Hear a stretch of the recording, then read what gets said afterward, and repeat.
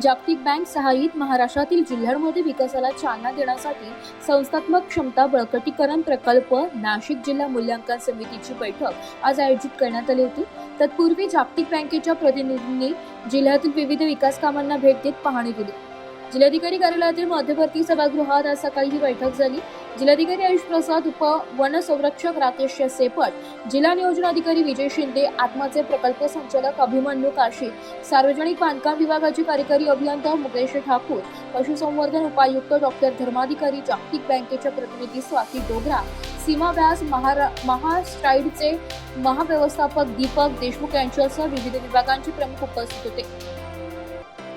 जिल्ह्यात जागतिक बँकेच्या प्रोत्साहनात्मक निधीच्या माध्यमातून होणारी विकास कामे दर्जेदार आणि गुणवत्तापूर्ण होती, अशी ग्वाही देत जिल्हाधिकारी प्रसाद यांनी सांगितले की नाशिक जिल्हा कृषीवर आधारित प्रक्रिया उद्योग, औद्योगिक ऊर्जा निर्मितीसह विविध उत्पादनात अग्रेसर आहे। आगामी काळात नाशिक त्र्यंबकेश्वर येथे सिंहस्थ कुंभमेळा होत आहे। या पार्श्वभूमीवर शासनाच्या माध्यमातून जिल्ह्यात रस्ते, रेल्वे, विमानतळ सक्षमीकरण करून पायाभूत सोयीसुविधांचे बळकटीकरण करण्यात येत आहे। जिल्ह्यातून समृद्धी महामार्ग जातो। आगामी काळात नाशिक हे वाढवण बंदराशी जोडले जाणारे तसेच निफाड येथे ड्रायपोर्ट विकसित होत आहे। अलीकडेच विविध उद्योगांशी औद्योगिक गुंतवणुकीबाबत सामंजस्य करार करण्यात आलाय।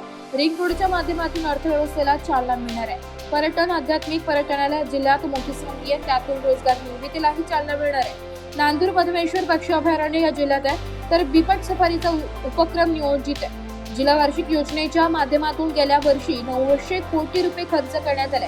या वर्षीच्या जानेवारीमध्ये एअर शो तर मार्चमध्ये कृषी कुंभचे आयोजन करण्यात आलं होतं। जिल्ह्यात विकास कामे करताना जागतिक बँकेने केलेल्या सूचनांचा सकारात्मकपणे विचार करण्यात येईल। विकास कामांच्या ठिकाणी कामगारांच्या सुरक्षेची सर्वतोपरी दक्षता घेण्यात येईल, तसेच तेथे कामगारांना सुरक्षेची सर्व साधने पुरवण्यात येतील, त्याची कामगार आयुक्तांकडून खात्री करून घेण्यात येईल, असे जिल्हाधिकारी श्री प्रसाद यांनी म्हटले आहे। जागतिक बँकेच्या प्रतिनिधी श्रीमती व्यास यांनी सांगितले की जागतिक बँक शाश्वत विकासासाठी मदत करते।